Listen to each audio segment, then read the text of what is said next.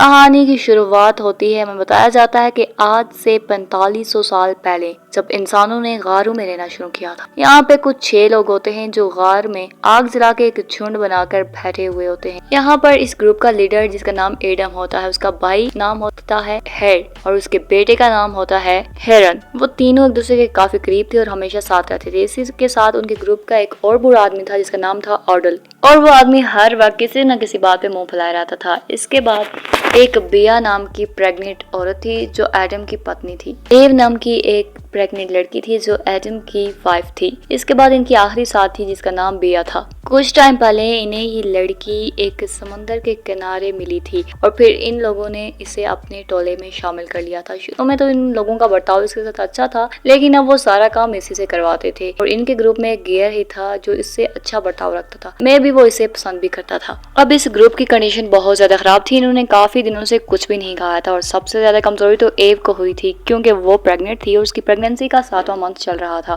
اور اس کے بعد یہ لوگ وہاں سے صبح ہوتے ہی نکل جاتے ہیں، وہ پہاڑیوں سے اوپر جاتے ہیں اور ایک طرف اشارہ کر کے کہتے ہیں کہ ہمیں یہاں جانا چاہیے۔ وہاں پہ بہت سارے ایسے کیوز ہیں جہاں پہ وہ رات گزار سکتے ہیں آرام کے ساتھ۔ اس کے بعد ایڈم وہاں پہنچے تو انہیں ایک مہمت کی ہڈیاں دکھی۔ وہ لوگ اس کو دیکھ کے کافی زیادہ کنفیوزڈ ہو گئے۔ انہیں لگا تھا کہ اس مہمت سے بھی بڑا کوئی جانور ان پہاڑیوں میں گھوم رہا ہے۔ خیر کچھ دیر بعد وہاں گھومنے کے بعد وہ ایک ایسی جگہ پہ پہنچے جہاں انہیں پورا گاؤں صاف اور کلیئر نظر آ رہا تھا۔ یہاں پہ گیر نے کہا کہ انہیں اسی جنگل کے راستے سے جانا چاہیے، تب وہ جلدی بھی پہنچ جائیں گے۔ ایڈم نے انکار کر دیا کیونکہ وہ جانتا تھا کہ یہ جنگل انتہائی خطرناک ہے اور مہمت کا شکار کرنے والا جانور وہ جو اس سے بھی بڑا تھا وہ اسی جنگل میں گھوم رہا ہوگا۔ اس لیے اس نے اعلان کیا کہ وہ جنگل کے راستے سے نہیں بلکہ دوسرے راستے سے جائیں گے۔ اس رات وہ دونوں بھائی خالی ہاتھ ہی لوٹے تھے اور ان کے پاس کھانے کے لیے کچھ بھی نہیں تھا۔ انہوں نے اس مہمت والی بات کا ذکر کسی سے بھی نہیں کیا کیونکہ یہ سب لوگ یہ سن کے گھبرا جاتے۔ اس کے بعد ان کے پاس کوئی کیب بھی نہیں تھا اور وہ باہر ہی آگ جلا کے بیٹھ گئے تھے۔ کچھ ہی دیر بعد انہیں کسی کے رونے کی آوازیں سنائی دی۔ ایڈم اور گیر کو لگا کہ شاید یہ وہی جانور تھا جس نے اس مہمت کا شکار کیا تھا۔ جیسے ہی ان کی نظر ہٹی تو انہوں نے دیکھا کہ ایڈم کے بیٹے گیر کو کوئی چیز، کوئی انسان یا پھر کوئی جانور اندھیرے میں کھینچ کے لے جا رہا تھا۔ ایڈم نے اس کا پیچھا کرنے کی کوشش کی لیکن سب نے اسے روک لیا کہ ابھی اس کا پیچھا کرنا بالکل بھی ٹھیک نہیں ہے۔ جیسے ہی صبح ہوئی تو وہ سب لوگ اس کو ڈھونڈنے کے لیے نکل پڑے۔ چونکہ ایڈم بہت پرانا شکاری تھا اسی لیے وہ اس کے پنجوں کے نشان یعنی جانور کے پنجوں کے نشان دیکھ کے ہی اس راستے کو ٹریس کرتا ہوا جا رہا تھا۔ اس کے بعد وہ تھوڑے ہی آگے بڑھے تو اس نے دیکھا کہ اس کے بیٹے کے ایک وہاں پہ کپڑے پڑے ہوئے ہیں۔ اس نے کپڑوں میں دیکھا تو کوئی بلیک کلر کا لیکوڈ تھا۔ یہ دیکھ کے اسے تھوڑا سا سکون ملا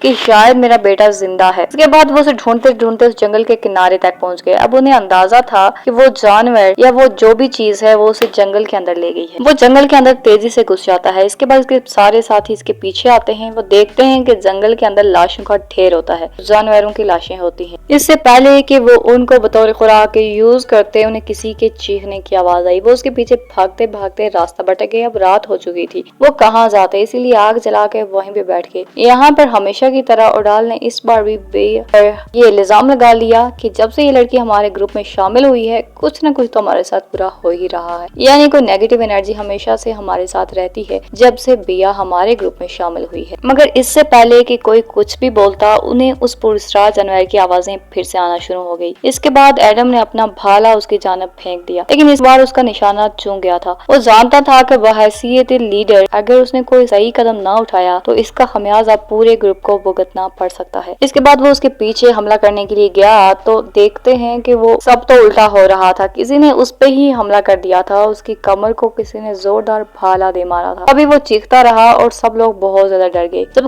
تھوڑی دیر کے بعد چیخوں کی آواز بند ہوتی ہے تو گیئر فیصلہ کرتا ہے کہ وہ اپنے بھائی کو دیکھنے کے لیے جائے گا۔ وہ کسی بھی طرح سے اس کو بچا کے واپس آگ کے پاس لے آیا لیکن جیسے ہی سب لوگوں نے اس کا چہرہ دیکھا تو وہ سمجھ گئے کہ یہ زیادہ دیر تک زندہ نہیں رہے گا کیونکہ جس نے بھی اس پر حملہ کیا تھا اس نے اس کے جسم کا کوئی حصہ تو نوچ کھایا تھا۔ اس کے بعد بیا نے ایک پتھر اٹھایا اور اس پتھر کو زوردار طریقے سے اس پہ دے مارا تاکہ اسے اس درد سے ایک ہی بار چھٹکارا مل جائے۔ یہ سب لوگ دیکھ کر بہت زیادہ ڈر چکے تھے اور ایو وہیں بے ہوش ہو ہوकर گر پڑی تھی۔ بیا نے ان کو سجیشن دی کہ اب انہیں بھوک سے اور زیادہ نہیں لڑنا چاہیے اور انہیں ایڈم کا میس کھا کے ہی گزارا کرنا چاہیے۔ آگے سب تو راضی ہو گئے، لیکن گیئر اس چیز کو ماننے کے لیے بالکل بھی تیار نہیں تھا کہ وہ اپنے بھائی کا یعنی اپنے مردہ بھائی کا گوشت کھائے گا۔ اگلی صبح گیئر نے گروپ لیڈر کا چارج سنبھالا اور ان سے وعدہ کیا کہ وہ انہیں گروپ کو یہاں سے باہر نکالنے میں کامیاب ہو جائے گا، لیکن جیسے ہی وہ چلتے وہ راستہ بھٹک جاتے اور واپس اسی جگہ پر پہنچ جاتے۔ یہاں پہ اوڈال پھر سے کوئی من گھڑت کہانی گڑنے کے چکر میں تھا۔ ان سے کہتا ہے کہ وہ جانور کسی کو بھی نہیں چھوڑے گا کیونکہ ہم بنا پوچھے ہی اس کے علاقے میں آ گئے ہیں اور اب ہمیں اپنی جان بچانے کی فکر کرنی چاہیے۔ انہیں بتاتا ہے کہ ہمیں کسی ایک کی بلی چڑھانی ہوگی۔ یہ سب سوچ کر سبھی لوگ بیا کی جانب دیکھنے لگتے ہیں کیونکہ وہ اس گروپ میں باہر سے آئی تھی۔ اس کے بعد اسے پکڑنے کی کوشش کرتے ہیں تو وہ گیر کو رات مارتی ہے اور اس کا سر پتھر میں جا کے لگتا ہے، وہ بے ہوش ہو جاتا ہے، لیکن باقی کے دو لوگ کسی بھی طرح سے اسے پکڑ ہی لیتے ہیں، اسے پتھر کے ساتھ باندھ دیتے ہیں۔ اس کے بعد انہوں نے اسی خطرناک جانور کو آوازیں لگا کر کہا کہ وہ بیا کو کھا سکتا ہے اور ہماری جان بخش دے۔ اس کے بعد دور سے وہی پراسرار آوازیں آنے لگی۔ اب اوڈال اور ایو اس کا مقابلہ کرنے کے لیے ریڈی تھے۔ تبھی اوڈال نے اپنی جیب سے چاقو نکالا اور ایو کو ہی مار دیا تاکہ وہ اس کی جگہ پر ایو کو کھا جائے۔ ایو بھی بدلہ لینے میں پیچھے نہ رہا اور اس نے اس کو زوردار طریقے سے دھکا دیا جس سے اوڈال کی ٹانگ ٹوٹ گئی۔ اب وہ دونوں بری طرح سے زخمی اور لاچار وہیں پہ پڑے تھے۔ اس کے بعد گیئر کی آنکھ کھل جاتی ہے، وہ ہوش میں آتا ہے تو اپنے ساتھیوں کو ڈھونڈنے کی کوشش کرتا ہے، لیکن اس گھنی دھند میں اسے کچھ بھی سجائی نہیں دے رہا تھا۔ پھر وہ اٹھتا ہے اور انہیں ڈھونڈنے کی کوشش کرتا ہے تو اسے اوڈال دکھائی دیتا ہے، لیکن اچانک سے کوئی چیز اس پہ حملہ کرتی ہے۔ وہ جانور اوڈال کے اوپر چڑھ گیا اور کچھ ہی لمحوں میں اس کا خاتمہ کر دیا۔